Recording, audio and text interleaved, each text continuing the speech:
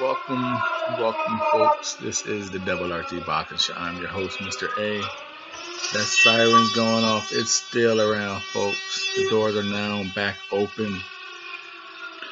May 18th. It's a lot of fights happening on May 18th. You know, there's gonna be some answers. There's some questions. There's some hype jobs. Are there not hype jobs? To me, three good fights on May 18th. You got, well, there's more fights on the 18th, but three fights really gonna have some questions and some answers to those questions. I say one is the one we're gonna do the breakdown prediction on right now. Two, and the whole WBSS tournament. When you got Taylor and Baranchik and Inouye and Rodriguez. Is Taylor and Inouye, are they hype jobs? Are they going to get, are they going to show themselves? But we talk about those on their videos. This one is Deontay Wilder and Dominic Breazaele. I do not find this fight as easy as everyone's saying it's going to be for Deontay Wilder. Now, do I want Deontay Wilder to win? I do. I really do. I want him to do what he do. If you've been following the Double RT Boxing Show, this nice little boxing rehab center for us boxing junkies. That's what that siren's for. It's bringing us all together. The doors are open. I'm a big Deontay Wilder fan. I know he's getting a lot of bad lip for saying catching the bodies and all that. If the Bronze Bomber got to sell a fight, let him sell a fight. But I'm talking about Deontay Wilder, the struggle, the father, doing what he has to do to raise money for his daughter, his family. I like that story of Deontay Wilder. He's entertaining in the ring. You could tell he's very raw, technically flawed, but he brings the excitement, that mystique factor of how long can he get away with his flaws. It's dangerous, and I think this is going to play a big part in this fight. Everyone's just talking Dominic Breazaele is going to get slept. I just don't see it happening that easy. I do not. Deontay Wilder definitely has trouble with an aggressive jab. You saw Fury doing it. You saw Washington doing it. You saw Dubois doing it. And I do believe Breazaele has an aggressive jab. Now, I don't see Deontay Wilder being a terrific counterpuncher. I don't see him, check hooking off a jab. He has the speed to do it. We saw him utilize footwork here and there during his fights. He can, even though it's awkward looking, he can shift angles and throw some awkward punches off it. But the thing that got me really worried in this fight on Deontay Wilder's half is his size. Now we know he's putting on his weight. So what got me worried is going to be his size and his lack of body attack. I always felt Deontay Wilder could make a lot of fights easier for himself if he attacked the body. He's always the 1-2. He depends too much on that right hand. As much as I love to see it do his damage, it's, as a fan of Deontay Wilder, it's a little nerve-wracking watching him fights because that motherfucker be losing rounds because he waits too long on that right hand. Now, when I'm saying his weight, his size, since we just explained, I believe if he attacks Breazaele to the body, I believe it'll be easier to attack the head because Breazaele is going to be right there.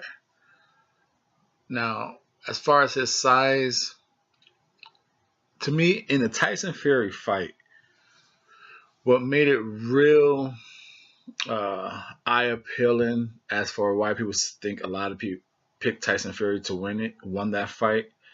Off like I said, I believe Tyson Fury, watching it live, did probably, if you're gonna pick someone, Tyson Fury won that fight. Deontay Wilder did enough to get a draw, but I don't have Deontay Wilder winning that fight. If I'm gonna pick a winner, it was Tyson Fury. What was winning it for me was doing Deontay Wilder did land good work. It'd be like a 1-2 shot here. Tyson Fury quickly answered back with a flurry of his own. Now, I'm not saying that flurry was damaging, but it answered back like in a 2 to a 3-4 punch combination quick. And it sent Wilder in a handcuffed position. And those punches was able to push him back, rock him. And Breazaele said that in the interview. And going to Breazaele has fast hands. Yes, he gets in rock'em sock'em robot type wars, but if you notice when you hit him, he lets like 3 to 4 punches fly back at you, and that's what Tyson Fury was doing to Deontay Wilder, and that weight difference was visible in the way Deontay Wilder took those punches, and if there's going to be about the similar weight difference. Breazaele is about a 250 guy, 245. He looked like he's dropped about 7. He leaned up a little bit, but he's still about 250. Wilder's his heaviest ever was 229. That's what it said on his little box rec thing. So you just take it, he comes in 230. Would that be enough to withstand? Because if Fury combinations rocked him back at, what was that, 216, 219 in that fight. Dominic is a heavier hitter than Fury. He has heavy hands, fast combinations. I think Deontay Wilder cannot handle exchanging with Dominic Breazaele. I know it's heavyweights, but I think people are underestimating the combinations Dominic Breazaele let fly. Deontay Wilder don't want to get caught with that shit, because it will be lights out. It will be lights out if Deontay Wilder tries to exchange with Dominic Breazaele. I think damn, this is tough, because can Wilder, I believe, can crack Breazaele, obviously, but over a beating,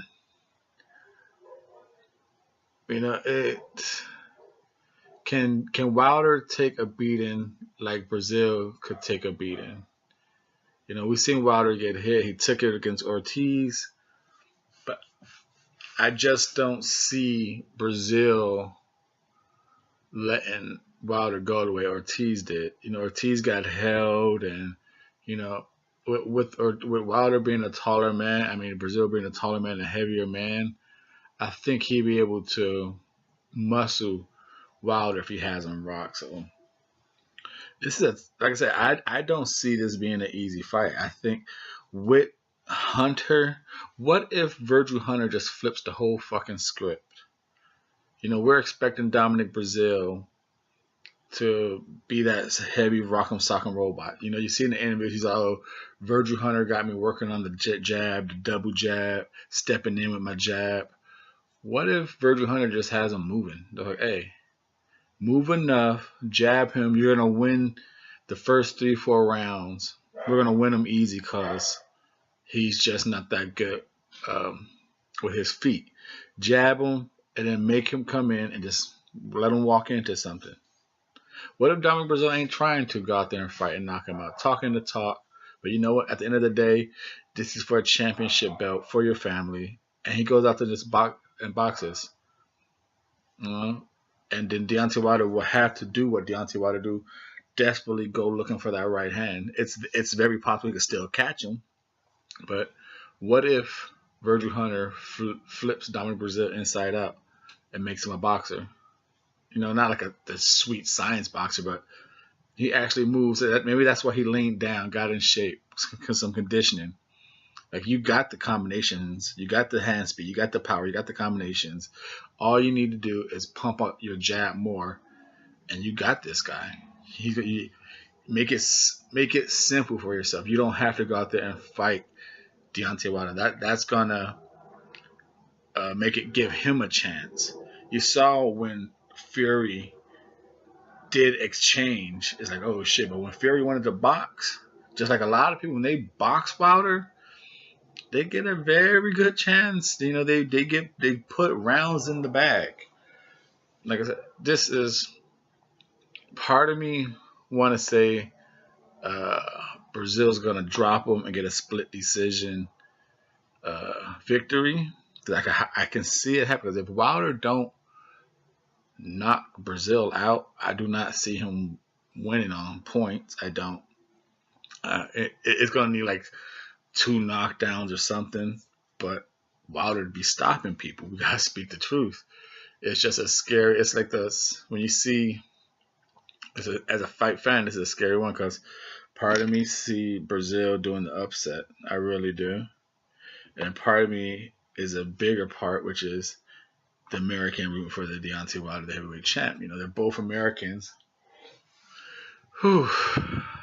But I'm going to lean with the probably my fan side.